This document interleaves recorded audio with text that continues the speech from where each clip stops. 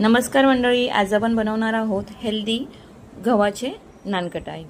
त्यासाठी बघा मी इथे डालडा घेतला अर्धा कप म्हणजे 120 ग्राम।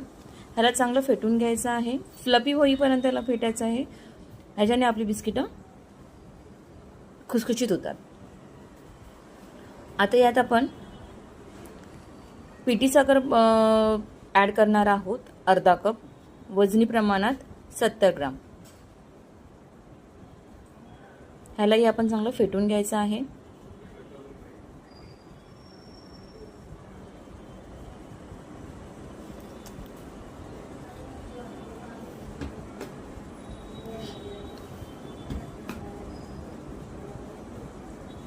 चांगलं फेटून घेतल्याच्या नंतर बघा ह्याचं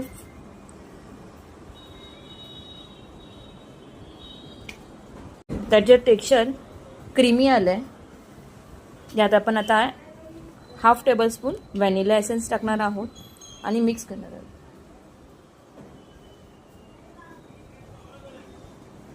यात आपण आता सर्व ड्राय इंग्रेडियंट्स टाकणार आहोत। इथे मी गव्हाचं पीठ घेतलंय 1 कप म्हणजे 150 ग्राम।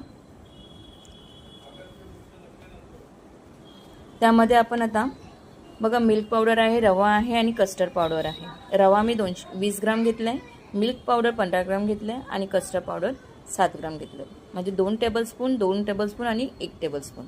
इथे मी बेकिंग पावडर आणि बेकिंग सोडा घेतले 1 टेबलस्पून आणि 1/4 टेबलस्पून।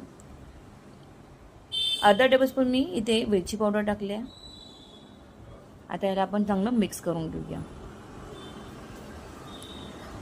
हलक्या हाताने मिक्स करायचं आहे। आपण गव्हाचं पीठ जसं चपातीसाठी मळतो तेवढं कडक मळायचं नाहीये, नॉर्मल याला क्रश करायचं आहे, ज्याचं बाइंडिंग होईल असं। बघा आता याचं बाइंडिंग होतंय। आपल्याला आता ह्याच्यामध्ये थोडेसे ड्रायफ्रुट्स मी ॲड करणार आहे आणि मिक्स करणार आहे। याच्यात आपण छोटे छोटे गोळे करून ओव्हनला बेक करायला ठेवूया। बघा मी पेढ्याच्या आकाराचे छोटे छोटे नानकटाई करणार आहे।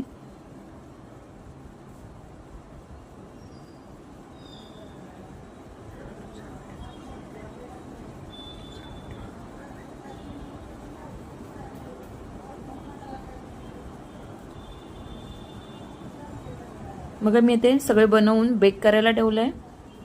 बघा ही आपली नानकटं रेडी झालेली आहेत। तुम्ही बघू शकता सर्व बाजूने चांगली बेक झालेत आणि खुसखुशीत झालेत। तोंडात घालतात हे विरघळतील।